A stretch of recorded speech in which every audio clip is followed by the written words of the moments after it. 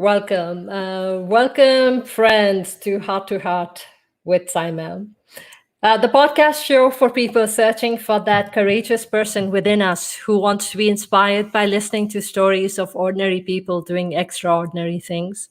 I'm Saima Dillon, your host. Thank you so much for taking the time out of your day to be here. Let's dive right in. My guest today is Krista Samimi. She's a mental wellness expert who helps individuals end burnout, level up in life, and create abundance. Doing things differently with purpose, meaning, and intention are the forefront of all she does.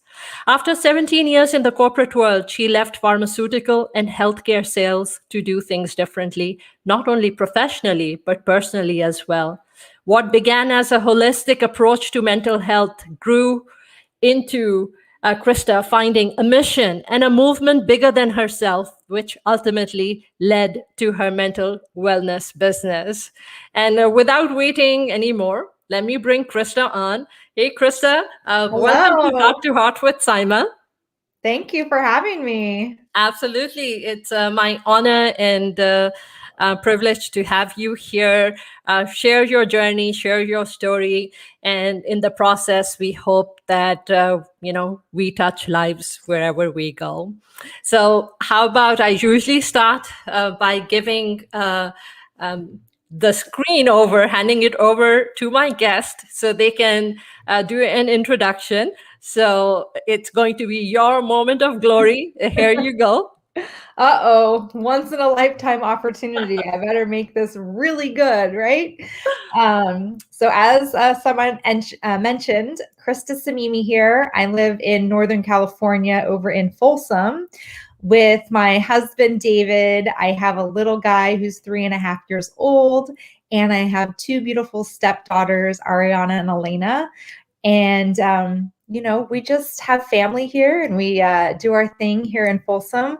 As as they alluded to, that I am in the mental wellness space. I come from the corporate world, but now I'm a full entrepreneur doing things my way, helping others live their best life. All right. So let's see. Okay. Here we are. Okay. So what made you transition from the corporate world into the mental wellness space, Krista? Well, I got experienced a lot of burnout. And over the years, actually in 2001, I was diagnosed with bipolar 1 disorder. And I, for the most part, took care of myself really well, enough to function in the corporate world. But there were times that became really, really stressful. And in 2009, I was just not taking good care of myself. I was flying back and forth for meetings, flying to New York, and really lost sight of what was important, and that was me. I was just a slave to the job, to the career, really, really got burnt out. And in 2009, I was actually hospitalized because I wasn't taking care of my bipolar disorder. And that was for 72 days. So when I came out of that experience of being in a hospital for 72 days because doctors said they couldn't get my medications right, I had to step away from that pharmaceutical job because it was too much. I ended up on disability and I just had to rethink things. But at that point, after a year off of work, I still went back to like corporate, but not as intense as the pharmaceutical world. And I did that for about 5, 6 years. And then it wasn't until we moved to Folsom, I just left my job completely. I said, oh, I'll get a job when I get there, that I went on all these interviews and I really just didn't want to go to a job anymore. Like I felt like I had a deeper purpose. Nothing against corporate life or anything like that, but I felt something inside of me was calling that I was supposed to take all these mental health experiences that I had personally, and also from experiencing my dad's mental health and how it was not treated very well. They'd Yeah. misdiagnosed, he had suicide attempts, and all of these different things were just brewing inside me, going, I need to do something in the mental health and wellness space. But I didn't want to go back and be a social worker, or I didn't want to do this. Like I didn't know what it was going to look like, but I kept praying please, God, something that I can do as an entrepreneur on my own time that I can do and serve people that have walked a path similar to mine. So you Well, were manifesting it, and bit by bit, the yeah, pieces I of the didn't know puzzle. what it was going to look Yeah. like. I just knew I was designed to do something in the mental health and wellness space. So fast forward to about October of 2019, I started to have really bad breakthrough depression and anxiety again. I had been well treated, and my psychiatrist followed me, all of the things. But I was like on the couch laying down. At the time, Jacob was only 2, and I just had no motivation. Like I didn't feel like doing anything. Like it was all I could do was to get him a meal. Like if I get him a meal, then he can kind of take care of himself. But the look on his eyes, seeing his mom just lay out there on the couch with no energy to play with him was like, I was thinking in my mind, this is really happens. Like I was literally thinking, Jacob is better off without a mom than me as his mom. Wow. Those thoughts were like heartbreaking me. I was in tears. It was awful. So like at just the right time, God put this woman in my path who introduced me to what's called the science of the gut-brain axis. I'd never heard of this before, about how our gut health is really tied a lot to our mental health. Yes. And I read one of her posts on Facebook, and it was so interesting. And I was in so much pain that I was like, holistic, like whatever it is, I don't care. Just like, I want some relief. Like, give me this. And this is how my own mission started. It literally just started from me wanting to take a holistic approach to my mental health. Yeah. And then I started taking these supplements, and I was blown away by not only how quickly they worked, but how effective and how they like gave me what my medicine could not give me. Because I knew if I went to my psychiatrist and I told him this, what he would do is either up my medication or give me a new one.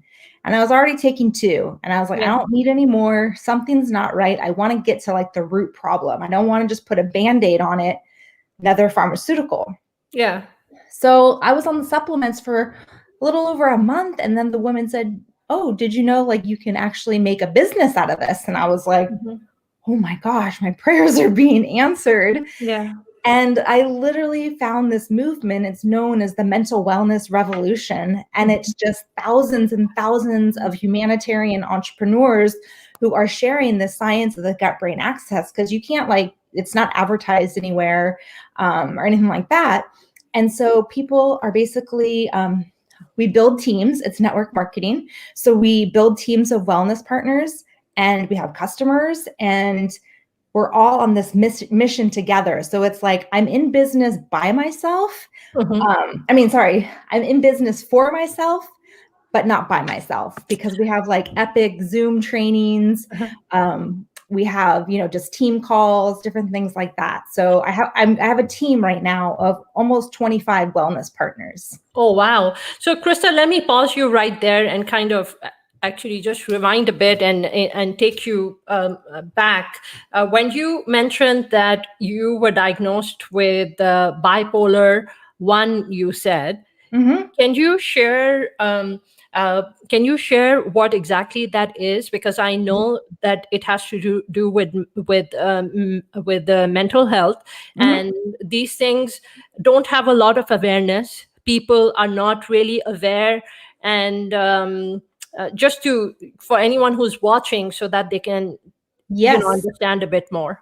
Yeah, absolutely. Very good question. And, also part of my mission too is to like break the stigma around mental health. And I feel like bipolar kind of has a really big stigma, right? It Because does. people don't really understand what it is.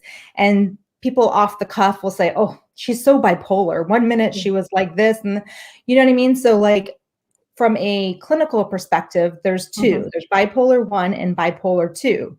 Just like there's type 1 diabetes and type 2 diabetes.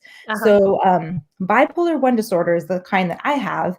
And that simply is the person has had what's called a manic episode that has like delusions or hallucinations. So in my experience, when I had the manic break in 2009 and was in the hospital, I started off as just having some anxiety and some racing thoughts. But then it escalated where I started to worry that people were watching me and that I thought that the FBI was after me, and there were cameras in my car and cameras in my house. So it's like there's like thoughts of delusion. So Okay. things that are clearly not true. What is this being triggered by? Is this something, I know later on you started taking medication for gut, and I know that gut is connected to your mental well-being, and mental health issues are connected to your gut, the food that you're eating, the food that you eat. But Sure. going back to that original question, is something, just for my own knowledge, is it Yeah. something within us that triggers this? Yeah. So bipolar is highly genetic. Okay. So it runs in families. Like my dad had bipolar 2 disorder, and I'll get to that in just a second. Okay. But it's really a chemical imbalance in the brain. Okay. So I still do need to take what's called mood stabilizers. So, but I'm taking a much lower dose of the mood Okay. stabilizers. And then the gut supplements really help me with like the anxiety and lower my stress levels and making me feel more joyful. So they're complementary to actually the supplements with the medication. So someone like my dad, on the other hand, he had bipolar 2 disorder, so he didn't ever really experience those really high highs where you just lose touch with reality. But on the flip side for bipolar 2 is they have significant depressive episodes. So he did commit suicide 3 years ago, but before I'm that so he had sorry. yeah, I've been writing a lot about his story on LinkedIn lately, just because Yeah. it's Mental Health Awareness Month, and I felt like his story really needed to be shared because he struggled like so bad. Would you like to share, some of what you're Yeah, sharing on LinkedIn, regarding your father's sure. journey? Yeah, so like I said, with the bipolar 2, he would have these suicides, or he tried to commit suicide. He was so depressed, and it was the first time he did it. I was a sophomore in high school. And the hard part about it, and I mean, and still nowadays, mental health in some households is not like a conversation. Yeah. And it really does need to become a conversation, because when people feel seen and heard, then they feel like they can open up or ask for help. But if they feel like they're the only ones that are having these depressive thoughts or anything, it's really scary. I've been there. Is it like something that has to do with feeling validated? Um, I don't know. I mean, everyone's like a little bit different, but like I think people just need to be like heard, like listened to, Okay. and not judge, because, Or dismissed? or dismissed, even worse. Yeah. Because I mean, my mom, she did the best that she could with the tools that she was given. Yeah. And she even like tried to sort of hide it from me and my brother by saying, "Oh, your dad, he mixed up his medication. So the ambulance is going to take him to the hospital and it'll be okay." And then like go to the hospital, and then they're like pumping his stomach with charcoal, and Yeah. all of this was like too much for someone in high school to really like process and wrap my head around it. And then him going to a special hospital, like, obviously a psychiatric facility, for a few Yeah. days. And then he came home, and then we're sitting at the dinner table and acting like nothing had happened. Just carry on conversation and I sweep it think under it the was rug. that was the norm of that time, of that generation, where they felt that kids should not be Exposed to that, like, exposed to that. yeah. So that was the first time, and there was a couple times after that in high school. The real heavy burden that I carried, and I actually wrote a post about it today on my LinkedIn, Yeah. was my parents were married for nearly 25 years, and my dad's mental illness just like tore him apart in all different Yeah. ways. It was just messy, right? Divorce Yeah. is always bad, but then when you incorporate the mental illness and his bipolar, it was just ugh. And then my dad would like go on spending sprees. And anyways, there was a moment in time, I was only around maybe 23, 24, something like that, Yeah. where my mom, in the heat of her emotions and the divorce and everything, said to me, and I remember these words to the T. She said, "Now it's your turn to keep him alive." Wow. Yeah, that's very heavy. How old Very were you heavy. at that time? Yeah, I was only like 23. Wow. I carried that with me for a solid couple of decades. Wow. And I did. I'm telling you, every time I called him and he didn't answer, I thought he was dead. I'm like, oh, he must not even be alive right now. What a burden to carry on your soul. And Yeah. So that itself must have impacted your own mental well-being. I mean, the genetics right there, of course, but then yeah, to I was carry taking that care of my burden. own bipolar when all this happened. Is that when your I no, 2001. So I was actually, it was probably a little bit before that happened, but yeah, is when I got diagnosed in 2001. But yeah, and then it was just bittersweet almost when he did pass away. I think he took all of his meds. It was like a sigh of relief, but then there was also that guilt. Like, what else could I have done? Like, I did everything I could. So, so now reflecting back, is there any change that you see in awareness for bipolar disorder? Where is there more awareness? Because definitely mental well-being, mental health is getting more awareness now, and I think right there. Social media is playing a big part in spreading the word as well. um But do you, yeah, no, I mean, there is more awareness and that's good. But like what I even saw last weekend when my stepdaughter graduated from college, San Francisco State University, they had the online Zoom and they had these different questions and polls that people could answer. And one was about like, have you experienced any mental health issues since the pandemic? yes, And 60% of those college students said yes. yes, So I know it's like even more prevalent, but I don't know like if people, like people need to be talking about it. People need to be compassionate yeah, and listen to people and not dismiss people because I'm telling you, it's people live alone. They think they're alone. Like I thought I was alone. Like yeah, I'd be driving my company car, driving up to a doctor's office to, go in and do my sales call and everything. And I would just have tears running down my face. I was just sad. I didn't even know why. And I just, in my business suit, here I am. And I'm like wiping the tears away, getting rid of the mascara running down my face. And for years, I just like pushed forward and went through and I didn't know who to talk to. Eventually I found like support groups and yeah. different things, but there were plenty of years where I felt like pull up my bootstraps and get in and do what I need to do. So in retrospect, when you look back, do you feel there's something you could have done earlier, or that can be brought more awareness to, that can change the Yeah. that can Well, I change. mean, the first thing that comes to mind, and like, I'm not here to promote my products, but I'm just going to Mhm. speak my truth, Yeah, is that pharmaceuticals have massive side effects, like massive. That's why people, even with bipolar, don't like to take them because they make you feel groggy and sleepy and yeah, right. But yeah. imagine just being able to take a holistic supplement that's going to make you have a good mood, get rid of the anxiety that has no side effects.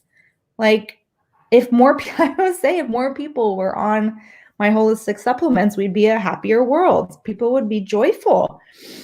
I mean, that's one piece. The other piece is just like acceptance. Like people have to just acknowledge that if they have anxiety or they have bipolar or they have depression, like it's nothing to be ashamed of. It's something that you can treat. Thank goodness, right? It's not like Yeah. you're getting a cancer diagnosis.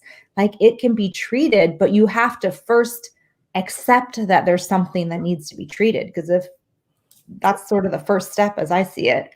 See, a lot of people, they are like, you're better off having something like cancer, because at least cancer is visible, it can be detected, it can be treated, compared to mental health that people cannot see, you cannot detect it, you have to catch the pattern, and and that's just not easy. Yeah, it isn't an invisible, illness or disorder for sure. And it's not like cancer where Yeah. somebody's like coming over to your house and bringing you a homemade casserole because they just found out you're diagnosed. Yeah, when you go to these psych hospitals, there's no balloons and flowers and things like this. It's Yeah, there's so much stigma as well. Forget the balloons and flowers, there's just so much stigma attached to it as well, Yeah, right? and that's why people that have disorders, that's why I share my story so much on LinkedIn, because I just want to give that image that like I'm just an everyday person. Like, you know what I mean? Like it doesn't discriminate like who's getting bipolar and who gets depression and who gets whatever. It can happen. It's very common. Yeah. So, how, what would you like to do to change your own life, your own trajectory, so that you can change other people's life? Yeah. Well, I just finished like a coaching program. I'm really big into personal development, awareness, things like that. So that's like an ongoing thing, reading books, just like evolving as a person, because I feel like the more I evolve, the Mhm. more I can help others, so I can relate to others. So really just, continuing to do the self-awareness work and investing in myself.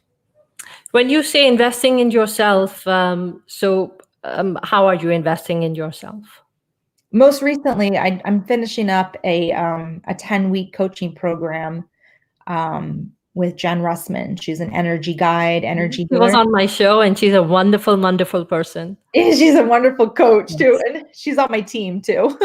Wonderful. Yeah. And so, 10-week coaching program, what does that entail? And what results are you expecting from it? Yeah, so I did her program that's called Powerful Creator. It's just Mhm. all about everything that we need is right inside of us. We just need to tap into it. And so we would meet every Monday morning for like our 90-minute Zoom coaching call. And she has like power principles that we go by. And her program's all about like getting into alignment, being intentional, being magnetic. And I just kind of got like more centered with myself, and Okay. that I could really almost like the gut feelings and the intuition that I have. I've been learning to trust myself more, like pay attention to certain things that I'm feeling or thinking. And yeah, it's just really about like manifesting too, like letting go of the how. Like there's a lot of things that I want to do in my mental wellness business, and for instance, is like get a live stream, and something took place today. Jen and I probably shouldn't say this now, but we're planning to have our own live stream, and something Okay. happened today that kind of confirmed that. So I'm always the kind of person like the planner and the detailer, and I'm asking Jen, I'm like, what about this? What about that? She's like, relax, just trust the process. And Yeah. I'm like, okay, Yes, I'll she's do very my best. calming.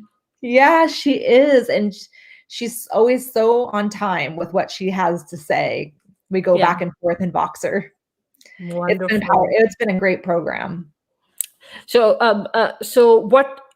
what results do you expect from the program, and who is the program for?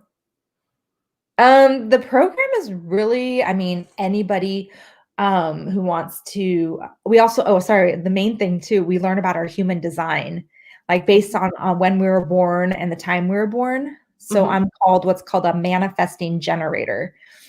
So I'm very good at manifesting things. I didn't know this about myself until I took her course, or I mean her program. Uh-huh. But yeah, so we learn all about our human design, like how we respond to people, how things happen, and why we are a certain way. And like my signature trait is being in satisfaction. If I start getting frustrated with things or irritated, just means I'm not operating from my human design. So it was very eye-opening to learn about human design. And I mean, her program is really great for anybody who just really wants to get more self-aware, wants to grow in certain areas, whether that's professional or business. Yeah, it's a great program. Well, that's wonderful. What gives you your high in life, Krista?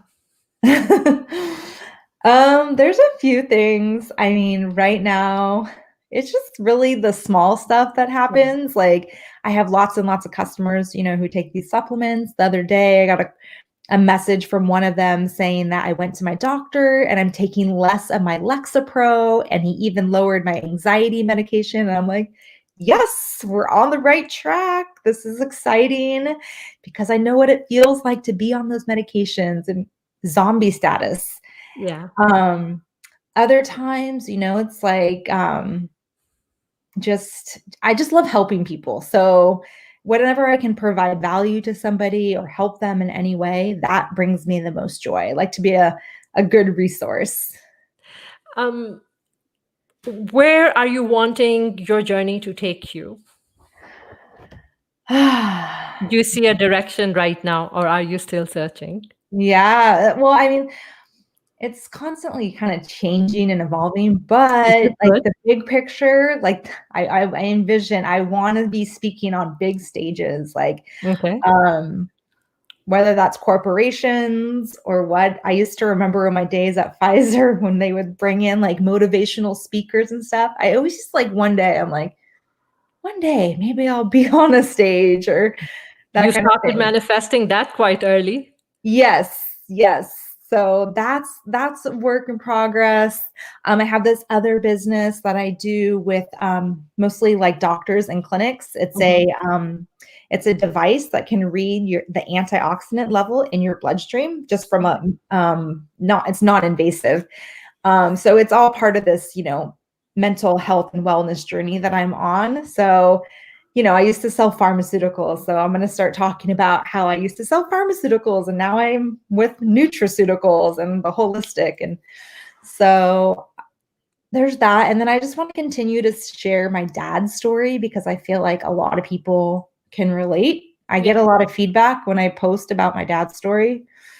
I just don't want anyone to be in that kind of pain and not know what to do. It But can when be you're in that situation, what can you do?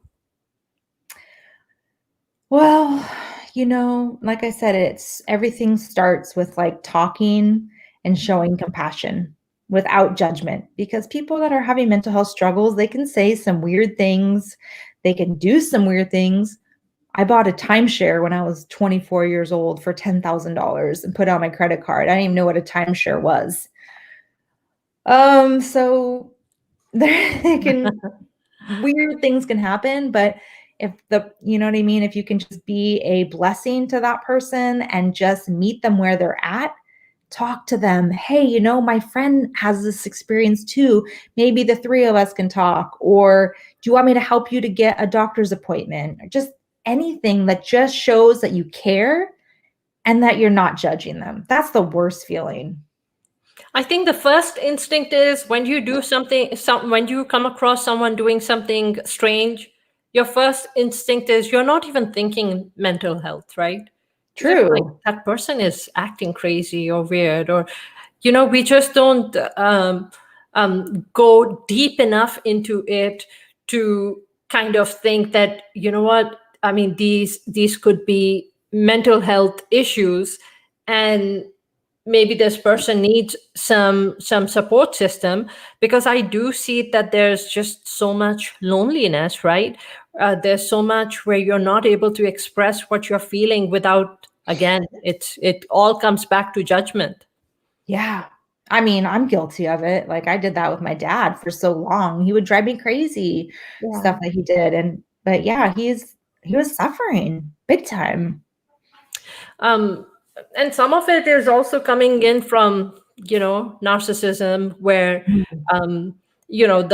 the personality traits and the lies and, things that you do just to create certain personas, and then, it's all mental health related.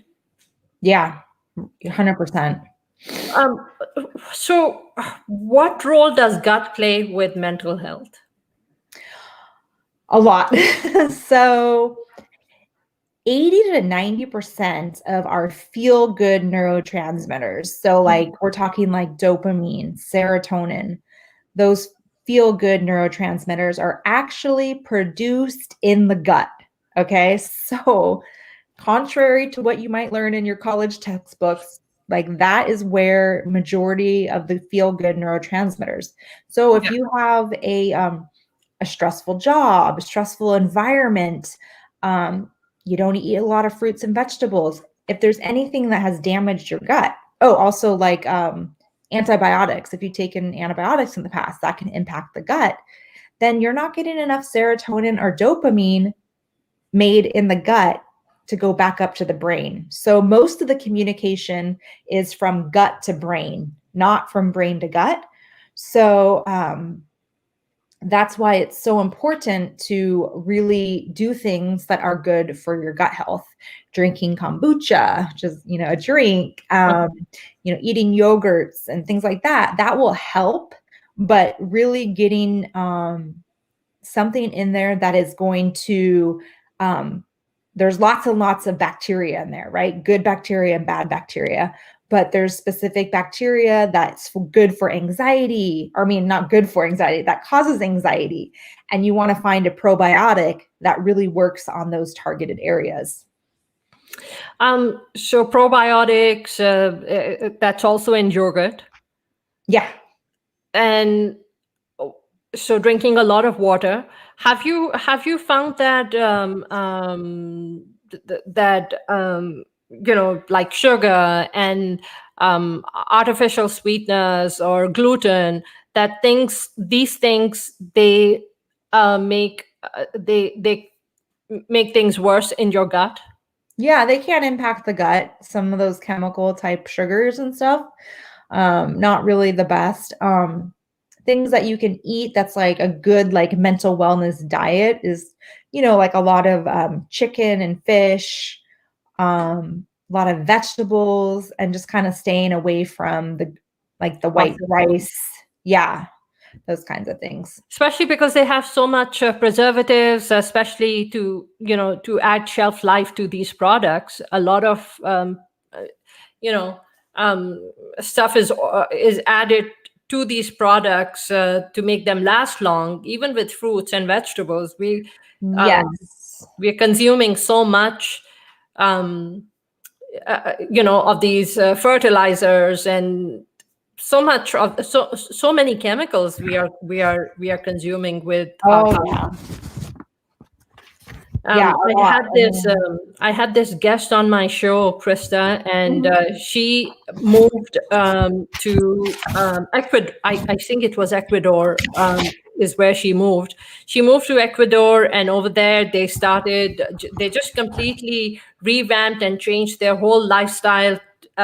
Moved there, bought a house which is on the beach, has started teaching yoga, doing online classes. She and her husband, they started growing vegetables and fruits in their own backyard, and they would go to the market, purchase everything from there.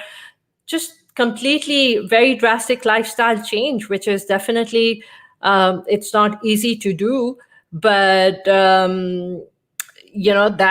that's what they did, and just changed their life completely. That's amazing. Yeah. Not everybody can do that completely. That's why like supplements come into play, where if you're not getting enough fruits and vegetables in your diet, and Yeah. maybe you are, but there's also things called like leaky gut. Like let's say you just eat vegetables and fruits every day, but if your gut is damaged anyway, it may not even be absorbing all of the nutrients. How can you rectify this situation? A number of ways. I mean, the prime way is to have gut healing supplements and taking supplements for, adding those in. But like exercise helps. Drinking lots of water is always good. Like I said, the kombucha is good for the gut. not probiotics like Yes. yogurt and Mhm. so, Krista, as we conclude the show, one more time, I'm going to hand the screen over to you and Okay. let you share whatever it is you want to share, your sales pitch, where people can find you, what it is that you would like for the audience to do for you. We did have some. Unfortunately, I think we did have some technical issues, and I'm not sure exactly what is happening in the background with the stream. But we'll once we end, we'll go and check and see what has happened. But I know that LinkedIn has it. Is it on LinkedIn Live? I don't think we went. We'll check later, but I'm showing some issue in the stream right here. So it's showing me like a red box. So it seems like there are some issues. But anyways, I mean, We just go with the flow. we just go with the flow every time. And so I'm going to hand this over to you. Here you go. Okay, sounds good. Thanks for the opportunity. Thanks for tuning in today. I hope you learned something valuable and something new today. Always remember to check in on your friends, your loved ones. Be that good listener, no judgment. And if you don't know where to get some resources, for sure, reach out to me. You can see my name here on the screen, Krista Samimi. I am on Facebook at Krista R. Samimi. So that's how you can find me on Facebook. And on LinkedIn, you can find me at Krista Samimi. And if you are at all interested to learn more about the gut brain access supplements, I would be happy to share that with you. Just reach out to me on either platform. And I do have a $10 off your first order. So thank you so much for this opportunity. I am very grateful, and I hope you guys learned something magical today. Absolutely. Krista, thank you for being on my show. It's my honor. And hopefully, with every show, we are able to provide something of value, and we're able to touch lives. So thank you for being here. Awesome. And Thank you. all right, I'm going to remove you from the stream so I can end the show. All right, everyone. So once again, thank you so much for taking the time out of your day to be here and to, it makes such a big difference. I meet so many of you in different places, and it's been a year since I've been doing my show, Heart to Heart with Saima, and I meet different people, different places. And I really appreciate you guys coming up to me and sharing how the show impacts you. And if something in here inspires you, then do take the next step in your journey and join my email list by emailing vip@saimadillon.com. And of course, if the podcast episode, if you think it will help someone, someone who might be suffering from bipolar disorder or any other mental issues, if you think there's anything here that can help, reach out to the guest. And you know what? It just takes 30 seconds to just share the link to the podcast in a text or post it on social media. And I'll be so grateful. Until next time, thank you for watching. This is Saima.